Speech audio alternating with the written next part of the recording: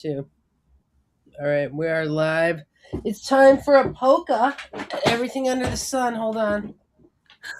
I won't play the whole thing though. I'll just play a few lines.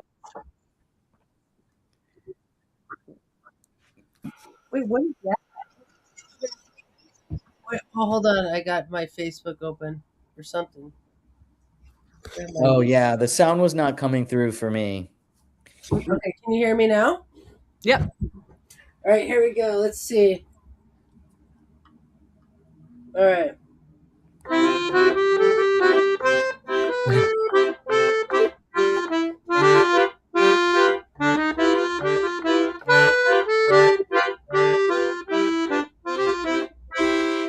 What do you think? Nice.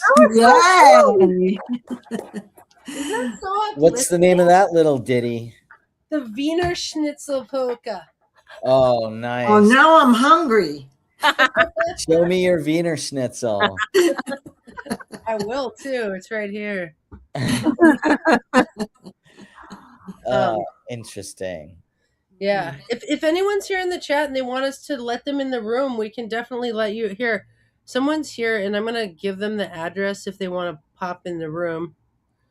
Okay, Jenna, wasn't that crazy yesterday at the jam when we thought you guys could hear us jamming and you didn't hear us? Yeah, it was wild because I was like, they must be practicing something really intense because they're muted. They're like jamming. They're really focused. I was like, No, we were just thought you guys were just talking over the music and like we were like playing all this music and stuff. It was so funny. it's funny because like it makes me think like you must be really hard to get angry because like if we're just sitting there in the jam on screen talking over the music about whatever. Oh, and it was great. I was like, they're jamming on the music. They're just jamming. Yeah. Well, and Lisa Allen has a Mercury Mars conjunction, so she's just very verbose. And so, like, I was just like, oh, Lisa's just Mercury Mars. Like, I don't know. I just thought but y'all are getting to know each other. That was cool. Yeah, we were playing our planets. My Gemini moon was like, yeah, I'll keep talking. Let's do it. Okay, Kimber's here in the chat. Oh, nice. Hi, Kimberly. Yeah, I thought it was so cool that that Lisa was playing her pendulum to the music. It was so neat. Wow. Yeah. So, It was very responsive too. Like she was getting messages really fast. So yeah, totally. Wait, what was happening? You guys couldn't hear what Andy and Billy were playing, so you were just having a conversation, but that wasn't getting recorded or played out. It was just you guys were just talking. yeah, because I guess when Andy switched the speakers over, like it muted the computer for Well, her. no, it's on the recording. Their conversation's on the recording. We thought our music was on the recording too. We just thought all four of us were like we were playing music and they were chatting, but they couldn't hear us. So on the recording, it's just them chatting, and there's like 20 minutes of us playing music that you can't hear. Oh, I see. When you go back and watch it now, you hear the conversation, but you don't hear the music, but you see Andy and Billy like playing. Yeah. Oh, I see. I love how every jam's different. Like it's just, and I felt bad because I was like, the kids aren't getting too much of a jam, but that was just what happened. No, they were fine. They're kind of like down for anything. It's funny because that was our third musical thing of the day. So they were kind of like, Okay. Yeah. They would have been more up to it if the music was actually playing. That too. Yeah. Yeah. So. All right. Well, you're in charge, Jenna. All right, I'll be in charge. We only have 4 people here today, so we were gonna do like the rolling the dice to see who would ask a question, but like we might be able to just suss it out between us. Or you have a 4? Yeah, I have a 4. I think we should always roll the dice anyway because then it's in a random order. Love it. Well, yeah. I guess. All right, so Andy is 1, I'll be 2, Jay-Z's 3, Debbie, you're 4. Does Kimber want a number? Kimber, do you want a number? Oh, Sparkle Storm's here. What? Julie, do you want to come in? Come on in. Do you see the StreamYard URL? Oh, there it is. Oh, and Kimber said sure. She'll take a number from the chat. Okay. All right, cool. So Kimber, you're 5. And Julie come in. All right, and then Julie, you'll be 6. But Julie, if you have a camera, come on in the room. And I'm playing 2 lines of polka between all the questions. Okay. All right, so here we go. I'll roll first. Or are you rolling, Jenna? You can roll. Do you have a 6 die, a regular I dice with you? do. I have a 6 as Perfect. well. All right. And it was 6. Oh, Julie! Julie, Okay. Julie, are you prepared to Sparkle Storm ask us a question? It's a lot of pressure. I know it is, right? Right in the room, ask a question. Ah! All right, maybe we give her a minute and then we move to the next slot, which is circles around back to 1 and is you, Andy. Wait, why does it circle back to 1? Because I just rolled a 1. Okay. Okay, roll again because if evens or odds, because I have 2 questions, and let's see which question. Oh, I'll roll my 2-sided dice. Is it a coin? I was just gonna say that, which is the same as flipping a coin, right? No, I don't have a 2-sided die, but I'll tell you, it was even. It was a 6 again. I wonder if it's okay. weird. It's my first question. Okay, so this is a question. In production and acting and everything like that, how much is outfit important, wardrobe, versus your act? Okay, and to give more context to this question, okay, I was thinking about this. Okay, let's say we get 2 outfits. Oh, nice. Hey, Sparkle Storm. Hey. Nice to meet you. Nice to meet you too. Amazing. Oh, this is You made a good clown. Thanks. There's my clown peeps. Okay, Sorry I so, wasn't here for your visit. oh yeah. Mm. Okay, so the question is, okay, how much is outfit or your act more important? Okay, let's just start there, and then I'll give more context if we don't know what to say. Yeah, but I think they're connected. It's the same thing as just in real life. You dress and you feel, like whatever way you're dressed is the kind of an attitude that you, or like kind of your persona is kind of like built into how you dress. So your character is, what they wear is really important. But, the act comes part of what you're wearing. It's part of your personality. I think what you're wearing kind of sets the stage for the act, because we say like don't judge a book by its cover and all that, but what you're wearing can't, as long as that's the first thing you're really seeing, that's your first impression, as long as there's a visual. So if you show up and you look a certain way, people will expect, oh, that character is dressed as, a hippy dippy person, like they're probably going to act a certain way. And if they do act that way, or in contrast don't act that way, I think that's when you can really use how you present yourself, use that visual dynamic and kind of play with it a little bit. Yeah, I like what you're saying, Jenna, that, the saying you can't judge a book by its cover. And I think that people say that because we have such a strong tendency to do that. Like, it wouldn't be a saying if it wasn't kind of a truism that you would do that. Mm-hmm. Kimber's saying, I think outfit can help your act if you're at least a touch above mediocre, but it can't save you if your act isn't good on its own. True. That's interesting. Well, I think that your outfit is kind of like your brand. So that I think is as important, because if you had a different brand playing the same part, like doing the same act, it would come out completely differently. Mm-hmm. Like if a really straight-laced person said something, or a really sarcastic, dark person said something, it would mean the opposite, right? Interesting.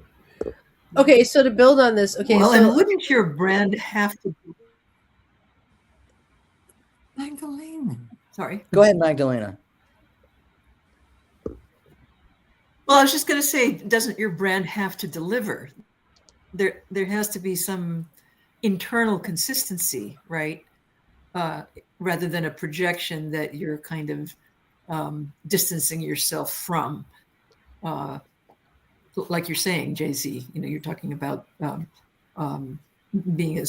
appearing as a straight-laced person, but then delivering all these wild and crazy things, or appearing as a wild and crazy person, but then speaking very stentorially. It just gives a very different impression about the content.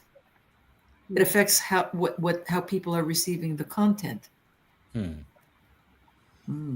I love that the brand has to deliver because, okay, I was thinking about it like this. Okay, when we model outfits like models, like how long does the outfit last on stage? They like literally walk out and then they walk back in the outfit and then they're off stage, right? Can you imagine just standing there on the stage with just an outfit and no act for like 5 minutes? Like people would just be like yawning. Like an outfit would entertain the audience for like literally 15 to 30 seconds with no act alongside it. I mean, maybe I'm wrong. But you could do an act with just a non-outfit on that's like, let's say you're playing the piano or something, like you play your piano with just a neutral outfit on for 10 minutes to an hour and people would still keep watching, right? Like, see how the outfit, I don't know. What do you guys think of that idea? It's reminding me of places where we have uniforms, and it's like, why do we have so like in either the military to kind of make everyone look exactly the same, whether it's a strategic thing or not, visibly, but also like in schools when they have uniforms, like they're trying to kind of take away the distraction element or maybe the perceiving element of there being so much variety, or there even being something to perceive. Mm-hmm. It's interesting. I like that mention of distraction. Yeah, and no matter what you would try to do, say you have like, I don't know, a Catholic school, and you're like, all right, everybody has to wear this or that. Then you will notoriously get like people who will like shorten their skirt like more than they're supposed to, or that was you. Or, cut off the sleeves or do this or do that, because we use our outfits to express our brand and our personality. Mm-hmm. Yes, absolutely. So I think about this all the time. One, yes, I went to Catholic high school and did all those things. But I have what people perceive as dreadlocks, and people think I smoke weed, and they have all these assumptions about me. But what I also realize is that people's mind, it is about your delivery, and people want to connect, and they're very self-centered. And I know this because people will ask me questions and I'm like, look at me. Of course I know that, And so I think that people are seeking this internal connection, and they're not as interested in the external look as I thought they were. But the way the brain works is it picks up little bits and pieces of information and then makes assumptions. So that's why that initial spark would be of like, oh, but then there needs to be a substance to it to tell the story. Yeah.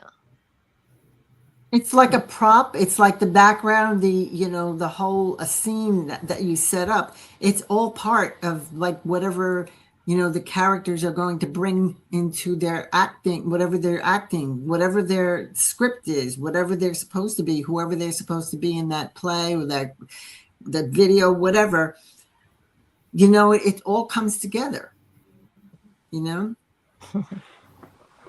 I think if you have the same act, right, the same piano player, and they're playing in just like normal clothes versus like a Liberace suit, like it elevates the act to a level of stardom, right? It just, I think an outfit can elevate an act, but like an act, like Magdalena's saying, you have to deliver first and foremost, and then outfit matters in some ways after that. Definitely. Yeah, and I think that's what Kimber was saying too. Yeah. Okay, you guys are making me think we should have uniforms at the Meyer Press. Well, our clowns sort of do. But no, for like one of the Thursdays, we should all have to wear a uniform and see how that changes our personalities. Like, Let's Oh do it. yeah, absolutely. That I think we could do that. Not just color code, full uniform. yeah, we could all wear like nurse. I like that. Jeez. We could wear different uniforms on Well, that's different fine. weeks. All right. Yes, it's fine, Andy. All right. You guys are done with Have the question? one of those. Are you guys done with that question? Yeah. I want to be done with it so we could hear the recording.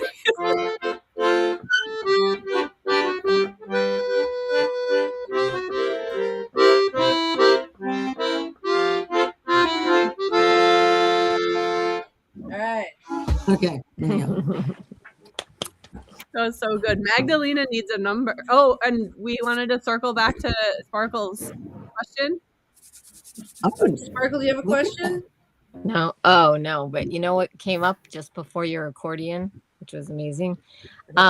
Pete, it jumped in my head about how much everybody loves Halloween because they love to dress up like a character. Yeah, people like to dress up, but they don't feel like they can just in ordinary life. I Yeah, think in general, I mean, obviously that's why rebels, you know, when you're a teenager, you rebel with your statement to feel like the inside matches the outside.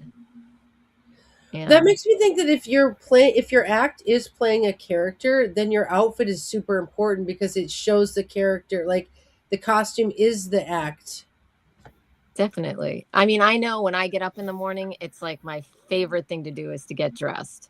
Like, what am I going to wear today? Oh my God. Like, this is so exciting. And I want to be comfortable. And if I'm not, well, then I'm not happy. So you're going to get grumpy Julie, you know? So yeah, it's fascinating. I love that. And I have a little online store and I love selling clothes and I love finding them and reselling them. And yeah, and people dig it.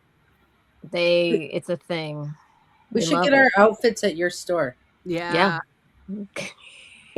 I need new clothes. Send us your store. Jenna, you're Oh, not allowed to fuck. buy new clothes. No, I'm just kidding. Every time I come on one of these live streams, I buy something, you guys. It's usually books. Clothes would be a good. Did you really buy self-management for actors? I got distracted by my son's birthday, so it's in my cart. We'll get Happy there. birthday. Yay, teenager. Okay, should we roll the dice again? You need All to right. play us the song. No, I just did. Oh, all right. All right, I'm gonna roll the dice again. 2. Lay it on us, Jenna. That's me. Okay, this is my question. It might not be as deep as you guys. So we say that pets are a sixth house relationship in traditional and everything astrology, but I've heard some arguments in the past couple of years that they're really more of now modern day seventh house because pets aren't really servicing us anymore. It's more like we're gaining from them, but they're also gaining from us.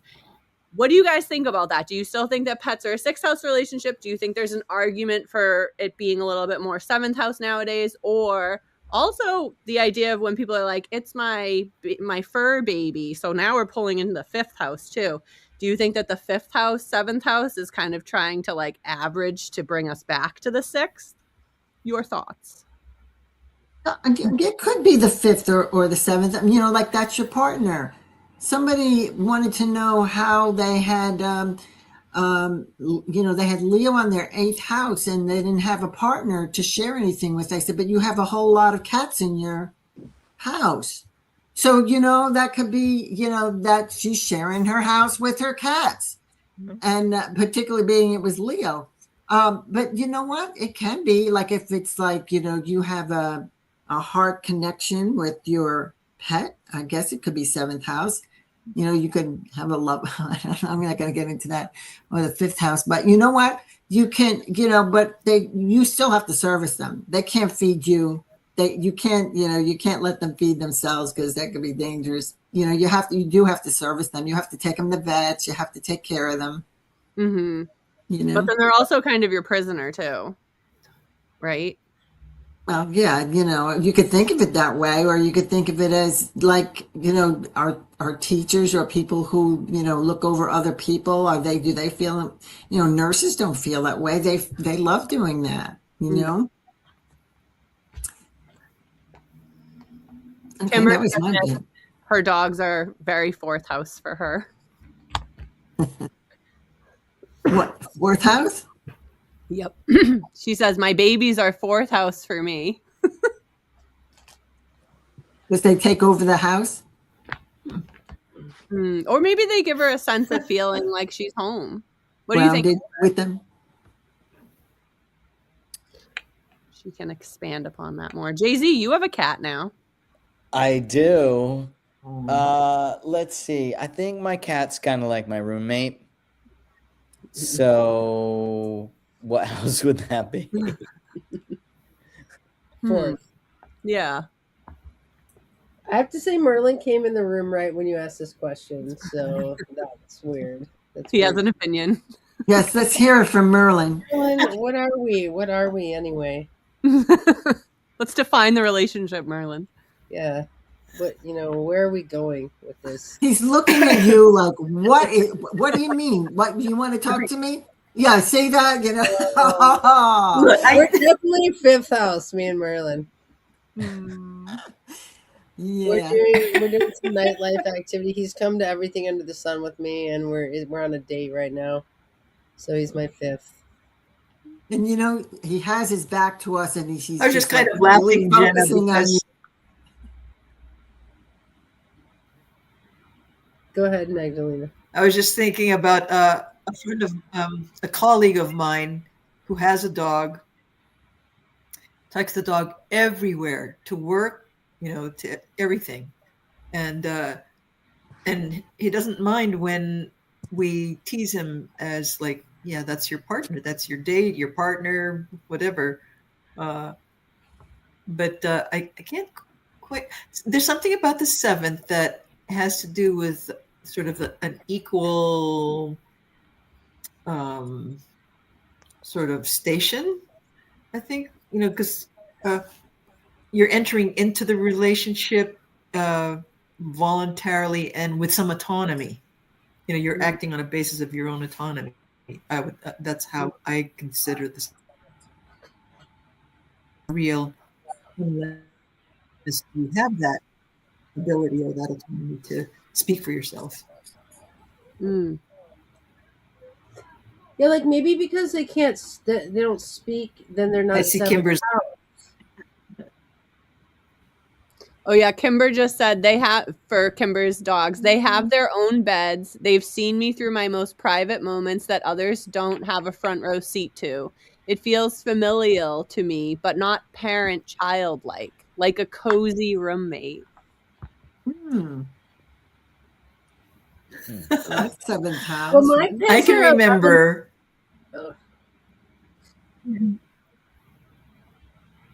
I'm sorry. I guess there's a lag. Go ahead. Go ahead, Magdalena. Oh, I was just remembering that when.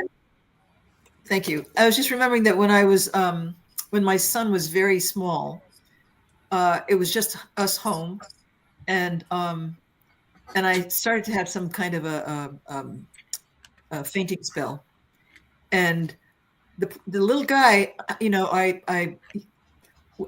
we were naked in the bathroom together, and I asked him to hold something for me so that it would help me with my with the faintness, and we were just, it's very private.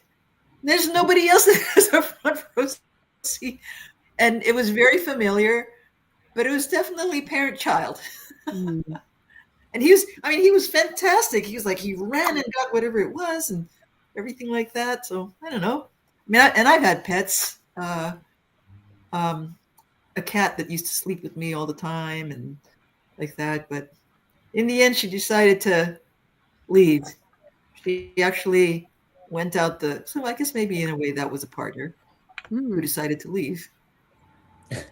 Like your cat had her own agency, so an autonomy. Yeah, she right. Right. So I guess I just argued myself out of my own argument. I hate when that happens. Merlin's on the 11th house for me because I have Aries on the 11th and he's an Aries sun. And so he's like my best friend. See, he's my little buddy. Aw. The 11th house.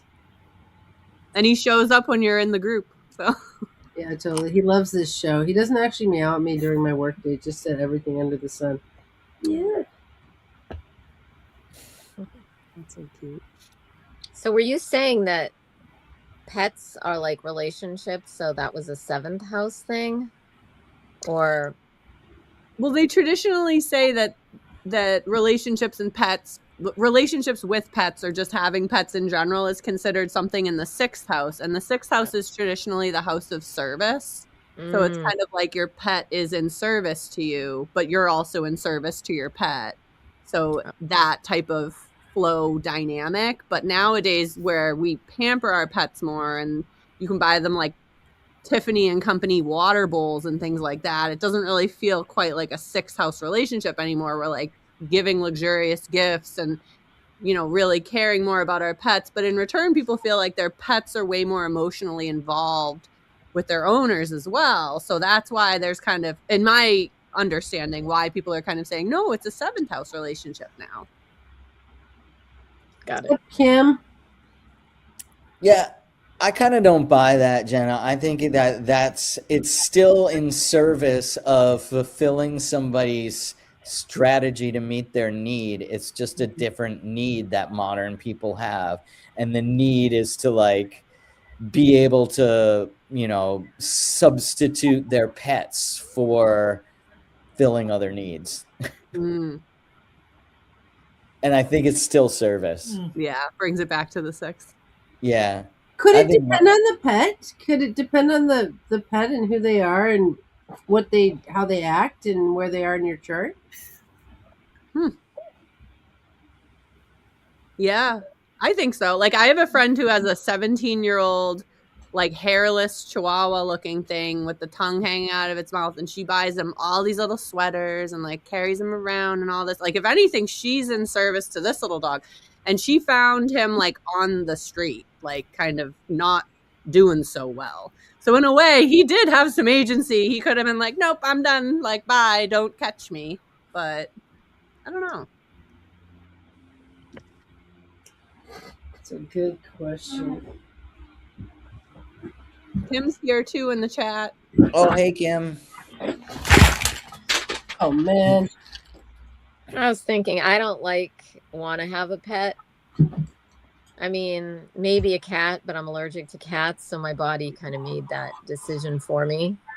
And I was looking at my chart, and I have nothing in the 6th house. And I don't know. And I'm a Leo, so I'm a cat. I'm enough. You're your own pet. My own pet, in service to I. Yeah. Dude, I I have think a friend about who has that. the moon in the 6th, and she's a pet sitter, and she it has a dog, and like that dog is her emotional light. Like moon in the 6th really gets attached to pets. Mm.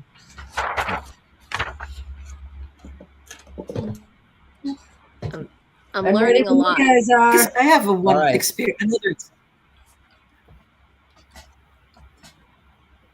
another experience I could share on that 6th, 7th. Yeah, go ahead. So I have Mars and Placidus. It's in the 6th house, but in whole sign, it's 7th house. So I've had pets.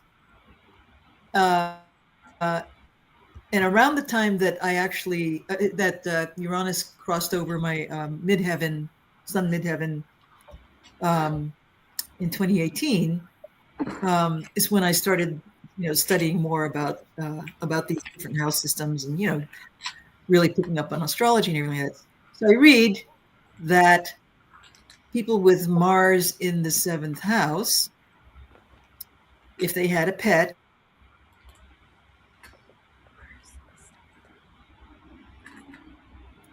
and I thought about that, and what was, and I took care of this cat. I mean, it was my son's cat, left it from college, and it became my cat.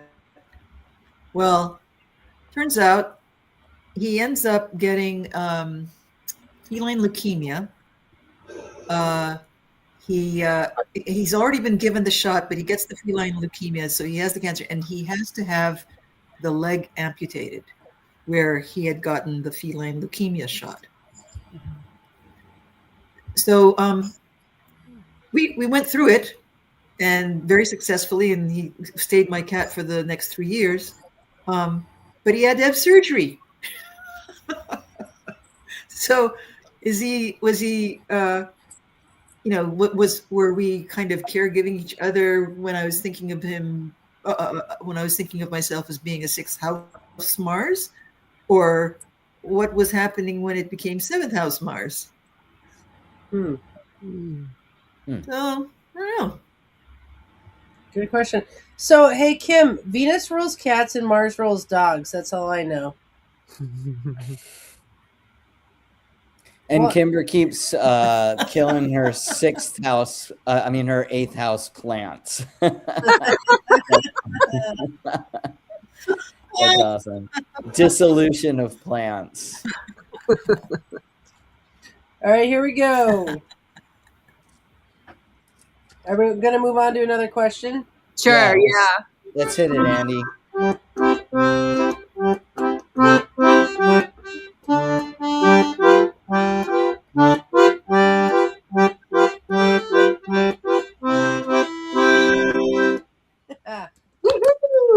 Isn't the accordion such an uplifting instrument? Yes. Like, if anyone around my house is like a little bit depressed, I'm like, time for the accordion. Okay. I need to get an accordion. Maybe I should online shop for that. You're not allowed to buy an accordion. I can see that, Jenna, though. I can see that for you. Totally. That or bagpipes. All right, I'll do bagpipes. Okay. Right. Are you All gonna right, you want me to roll again? Yeah. Mhm. Next question. All right. It's a 3. You, Jay-Z. Oh, I'm a 3. Okay. Well, I had this pitcher over here, and I had this cup.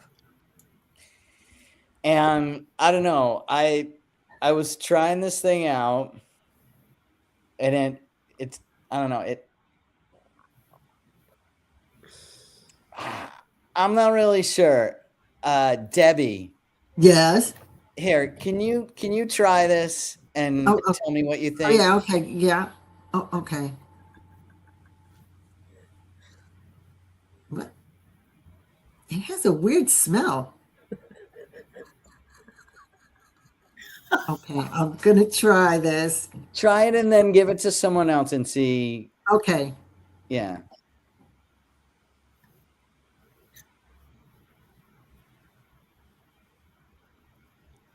You know what I mean?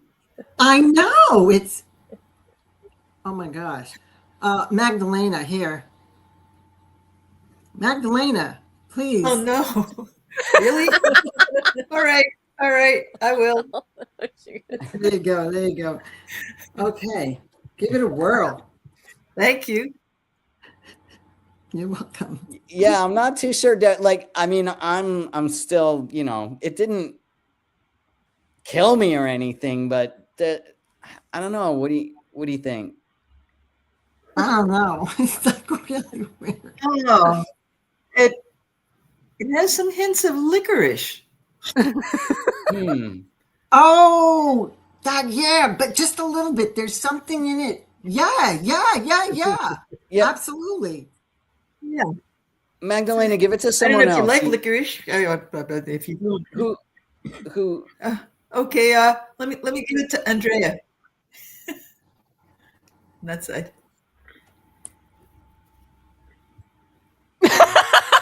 Hold You on, are so smart. Hold on, I got another one. Hold on. I'm gonna drink it and I'm gonna go to the vomitorium. Hold on. Ooh. Now I'm gonna drink some more. Oh gosh. Here, I'm gonna hand it to Kim. Here you go, Kim. Read from the chat. Here, Sparkle Storm. Here you go. There we go. Yummy. Now I'm going to take something from over here. Now you can have, Jenna, for you. Oh gosh. Can Thank have you. something. My special concoction. What did you spike it with? Mm? You My spiked it with something. fellow July 31st queen. Yeah. There can only be You know, one. There's always something I've got going over here. I think you might be trying I to think please it kills me. parasites. Don't worry about it. All right. Oh. No, It's thank bitter. It's from my tree outside. you. No one should be drinking this. Kills parasites. Does it? Yeah, it's Giving from you a lot the of tree. I indigestion. did get a little vomit in it. Oh, is that what it is? I'm drinking Andy's vomit. Kim thinks it in the tastes chat like- thinks it tastes like Jägermeister. Maybe. Do you like Jägermeister? You can have mine. The rest. Here, That's Kim, not what have it the is. rest. Sprinkle it in the comments. There we What go. was it? Jägermeister and Bailey. Jeezy, that was the weirdest prompt ever. I love that. That was Thank cool. you. Man. That was cool. Called a Good hot- act. I was didn't even notice your outfit because your act was so good. Ooh. There you go. I should have changed my hat. In the middle of it. We don't have to play more accordion, but you know what it would sound like. All right, as a accordion palate cleanser. All right, Da-da, I'm gonna roll the dice again.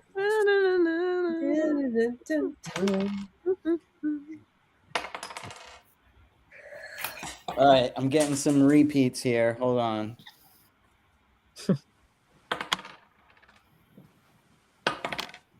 Okay. I'm gonna eliminate 1, 2, 3 because we've done it already, right? The top Mhm. row. All right, so now I have a die that only has 1, 2s, and 3s. And then Okay. so Debbie D, you're 1, Magdalena, you're 2, and Sparkle Storm, you're 3. And Kimber's 4 though. Well, that's not gonna work. Okay, then I'm going back to the what do you call this? Tetrahedron. Okay. Thank you for figuring that out. All right, it was a 2. So that means you, Magdalena. What's her question?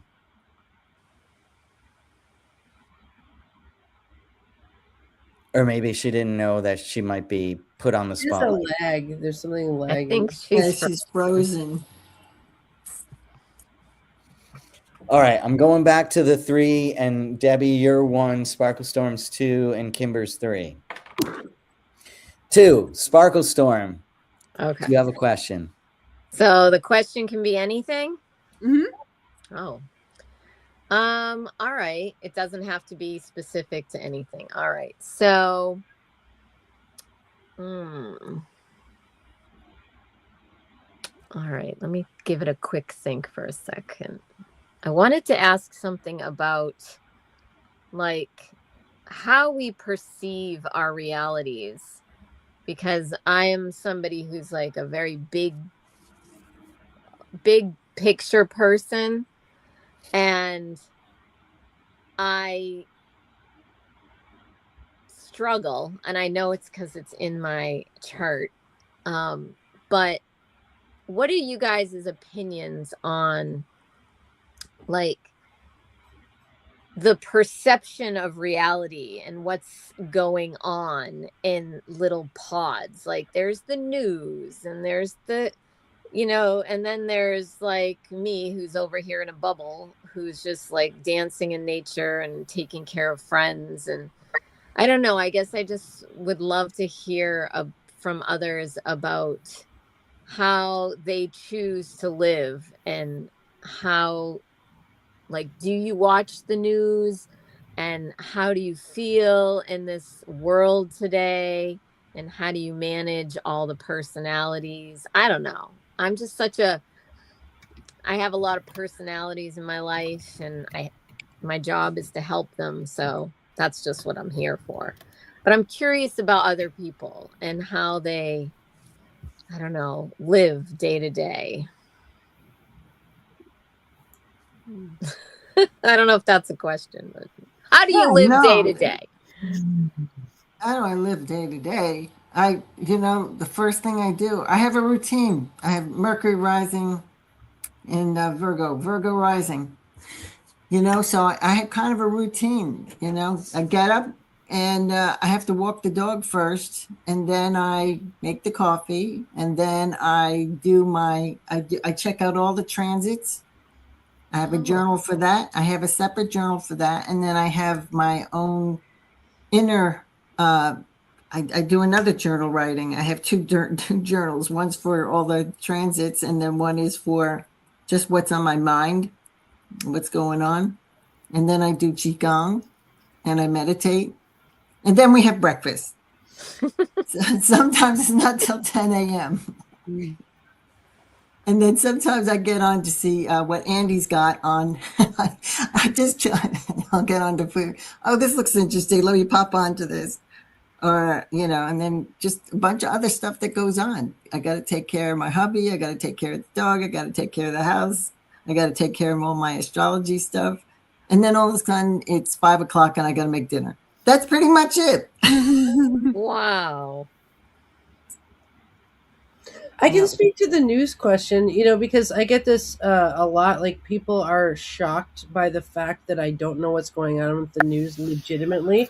And I have to tell you that running a production studio, I'm so busy with all of this that I don't have time I never scroll. I never look at YouTube. I'm a content creator, not a content consumer. And so I actually don't consume political or news content ever. And so in some ways I'm delightfully ignorant of the scary side of politics. And so that makes me a Pollyanna manifester of like, life is great, life is good, life is whatever you make it, because that is what our life is here, is what we are making every day. And so I do think it is possible to have a life separate from politics, that where you're not influenced by the seemingly negative things going on. So I kind of heard that in your story there too, is like you have these things that you're built for and made for, and then you're kind of talking about like how much do you do that versus look at the news and things like that. And so that was my answer to that question. Cool. Thank you. I'm kind of similar to Andy.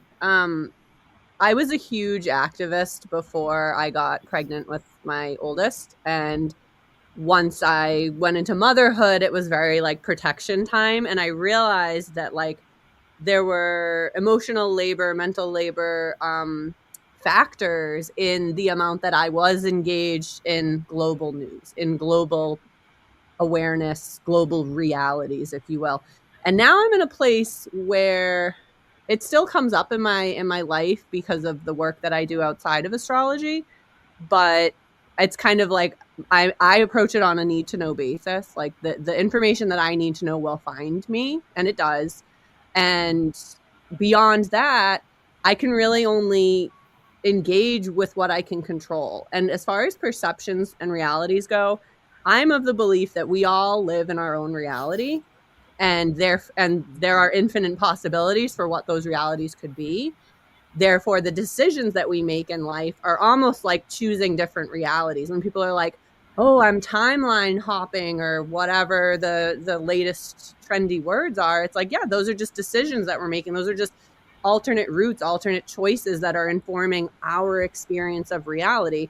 And within that also means that we live in other people's realities as they perceive us. So how other people view us exists only to them.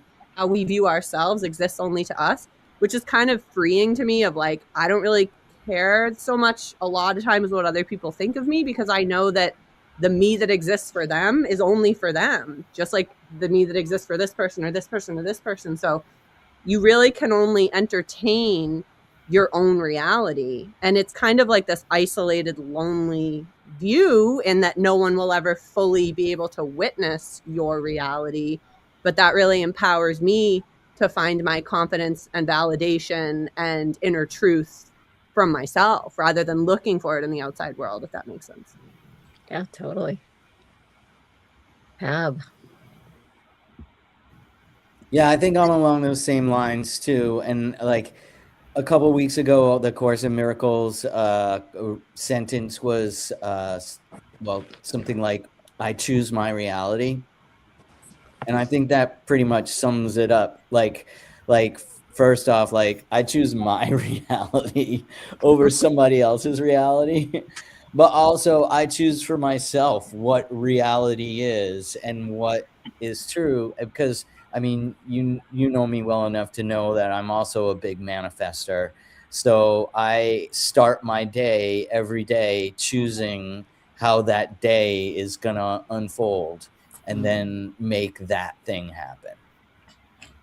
And then the sum of doing that day after day after day. I looked in my journal the other day and I had more than 500 entries. And then when I looked at my past year, I only missed like 5 or so days of writing this in my journal, like my affirmations and then my decrees for how things were going to happen.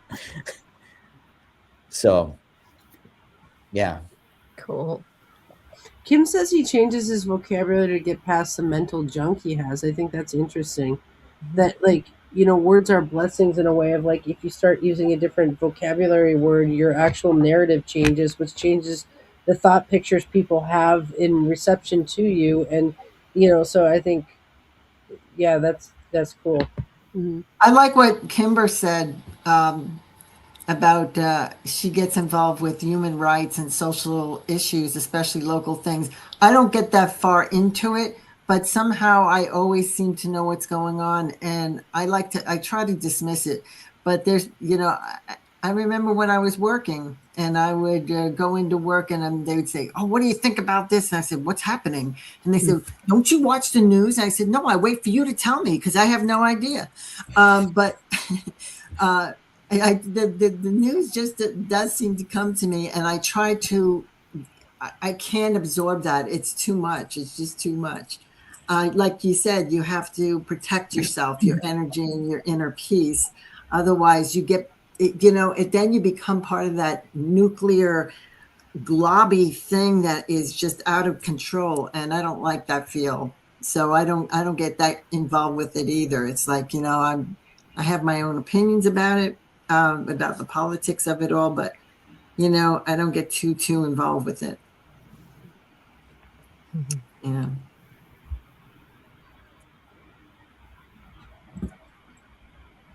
Should we move on to the next question? Or All right. Good. I'll roll the, Way, that was cool. yeah.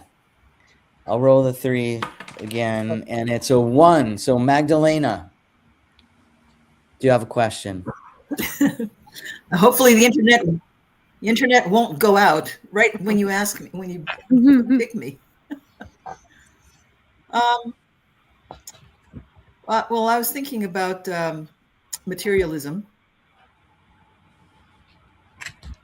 Me is very much an avowed materialist, and I was thinking about how we were talking about feelings, and I thought, well, then what are feelings and who's feeling them? And so what is it possible to be only matter and still have feelings? Or how do you account for feelings if you're a materialist? Whoa, that's deep, girl. Mm-hmm. Okay. Wait, so are we assuming that humans are Because, material, like in Plato's, there's like the material cause? Yeah. Okay. So if we're looking at humans as material, then what does feelings play the part of? Yeah, because like if you feel something and then you act on that feeling. So what's that energy then that's moving you to take the action? We call that feeling, but you can't see feelings. So it must just be brain phenomena. So that's all we are, is brain phenomena. Well, I feel like it's chakric phenomena. Like the energy, like emotions are energy in motion. It's like emotion. And like, when the trances come in, they say that they play your chakras Ooh. like a flute. And so like, let's say Saturn goes over your moon, then it's concretizing your heart chakra, changing your emotions to be a colder state. That's my mathematical analysis of emotions. To add to that, I think that is like if you see it in your chart, you can understand it.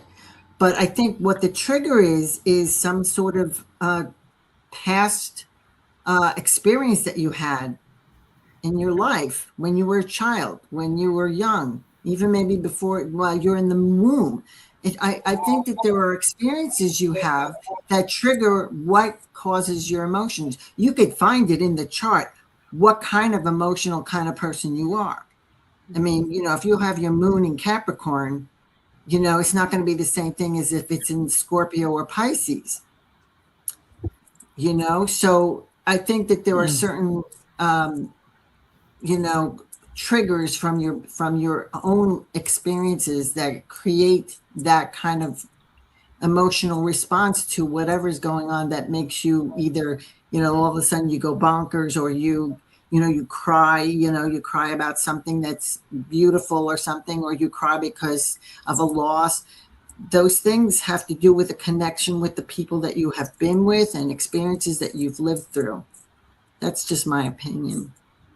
I like that you brought up experiences from in the womb informing your emotions. I've done a lot of thinking about that and reading about it. And I once read that the weird anxieties that people can have when they're with child, when their womb is occupied, are the actual fears that their own natural mother had when they were in the womb too. So it's like the echoes of those emotions. It was centered around fear. It was centered around that. So I'm going to go with fear, but I bet it could be other things too, like hopes and dreams and wishes. So on that, in Ayurveda, there's a science called Garb Sanskar, and it's all about preparing for the birth of a child and getting into the right frame of mind and intention. And then this whole nurturing of the child during pregnancy, and then obviously during the birth and everything. And it's been proven that when people do this, their children are much more like advanced mentally, emotionally, spiritually, and intellectually, because they've been cared for from the intention through. Isn't that amazing? I find that amazing, because otherwise you pick up all of the intricacies of the mother and her emotions and where she was at. And yeah, I love that. I'm very attracted to helping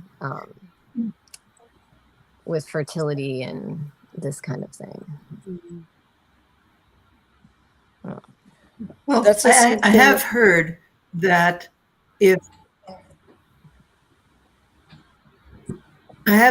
whatever the mother transcends while she's carrying the baby up to about 2 years old, the child will transcend. Mm-hmm. Makes sense. Definitely. But it still doesn't explain that argument about, we're all just material. And so like there's no, and I think, well, where's the energy then? Or where does feeling come in? And